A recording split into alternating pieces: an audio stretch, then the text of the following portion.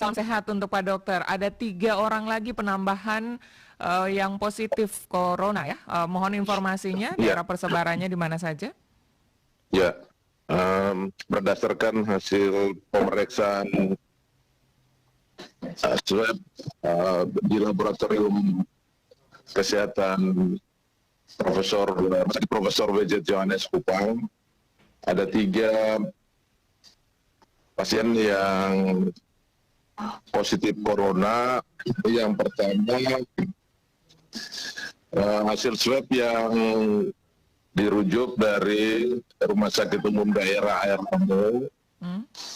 Ramo di RGKO. Kemudian yang kedua dari Rumah Sakit Umum Daerah SOE di TTS. Dan yang ketiga, pasien dari Rumah Sakit Umum Profesor W.J. Johannes sendiri. Dan khusus pasien yang dari Rumah Sakit Umum Profesor W.J. Johannes itu punya ciri khususan. Pasien ini riwayatnya tidak kemana-mana, dan diperkirakan pasien ini positif karena transmisi lokal di Kota Kupang, dan ini membutuhkan energi yang banyak untuk segera melakukan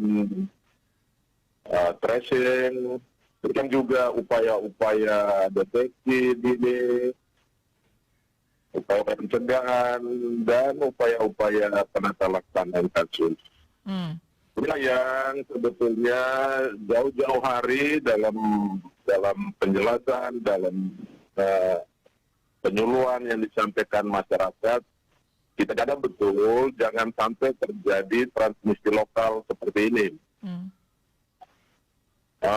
Oleh karena itu dihimbau benar-benar masyarakat itu mematuhi seluruh protokol kesehatan yang disampaikan. Memang kecenderungannya hingga saat ini ya memang tidak longgar di berbagai wilayah, terutama hal-hal yang berkaitan dengan social distancing, physical distancing, cuci tangan, pakai masker, belum benar-benar ditaati dengan baik. Nah, sehingga inilah yang menyebabkan kita tidak bisa mengantisipasi secara keseluruhan dampak-dampak ikutannya.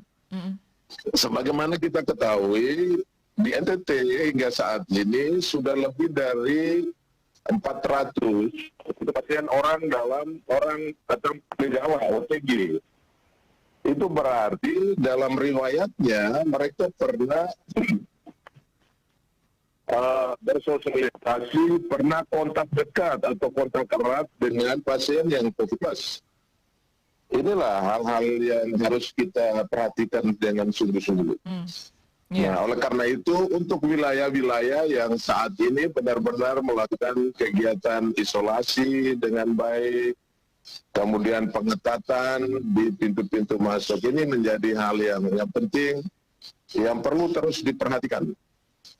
Oleh karena sumber daya kesehatan kita tidak cukup kuat manakala eskalasi kasus ini meningkat tajam. Demikian, Jadi ada 1 yang kasus diduga transmisi lokal, dan 2-nya ini berasal dari klaster mana saja, Pak Dokter? Sementara nanti ditelusuri, kita belum bisa menyampaikan di momen sekarang. Nanti akan kami sampaikan pada malam hari nanti.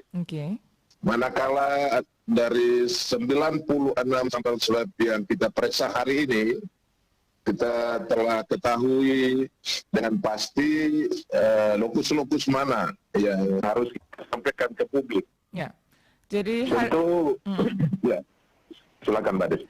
Jadi hari ini ada 96 sampel swab yang akan diperiksa dan diumumkan hasilnya, begitu Pak Dokter? Iya, iya.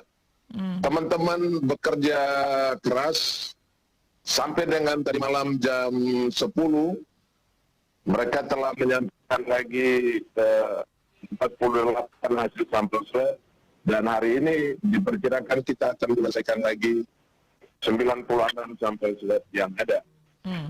Dan ini karena kita harus berpacu dengan waktu, agar supaya teman-teman di lapangan ini dapat segera mengambil upaya-upaya atau tindakan segera berupa tracing kasus, manakala sudah diketahui lokus-lokus mana yang positif. Nah, Mbak Desi, saya kira untuk yang 2 kasus tadi yang ditanyakan, ya, Nagekeo dan satu di Nagekeo dan satu di TTS, itu berasal dari satu klaster yang sama, yaitu klaster Magetan. Dan nanti sebagaimana saya sampaikan tadi, malam nanti akan kita juga menyampaikan, mempublish hasil pemeriksaan yang hari ini maupun yang sudah dilakukan sampai dengan tadi malam sampai jam 10. Demikian. Ya. Pak Dokter, sudah dapat kabar bagaimana kondisi ketiga pasien ini sampai dengan hari ini setelah diumumkan positif COVID-19, Pak Dokter? Ya, atas koordinasi saya dengan teman-teman Kepala Dinas Kabupaten Kesehatan Kabupaten Nagekeo dan TTS, memang kondisi kedua pasien itu stabil. Kecuali pasien yang ada di Rumah Sakit Profesor W.J. Yohanes yang butuh penanganan lebih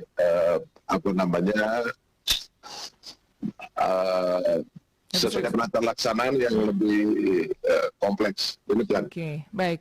Di Nagekeo ini ada berita yang memprihatinkan bahwa mereka kemarin ada gudang farmasi yang terbakar, lalu ada kabar bahwa beberapa APD juga ikut terbakar begitu. Lalu di sana ditetapkan 1 positif. Ada perhatian khusus dari pemerintah provinsi yang sudah dikoordinasikan dengan pihak kabupaten? Tentu Mbak Desi. Malam hari, saat pagi hari, koordinasi Bapak Bupati Nagekeo dan Kadis Kesehatan pada saat menyampaikan berita kebakaran gedung farmasi, langsung berkoordinasi dengan Bapak Gubernur dan Bapak Wakil Gubernur tentang upaya-upaya segera yang harus kita lakukan untuk mensupport personal Rumah Sakit Air Ramo di Ambai. Dan pagi atau siang hari itu juga kita mengirimkan pesawat khusus untuk mengantar APD dan obat-obatan yang ada di gudang Dinas Kesehatan Provinsi, juga APD dan lain-lain untuk Kabupaten ND, Ngada, Nagekeo, Manggarai Timur dan Manggarai yang turun di Bandara Haji Hasan Arugusman ND.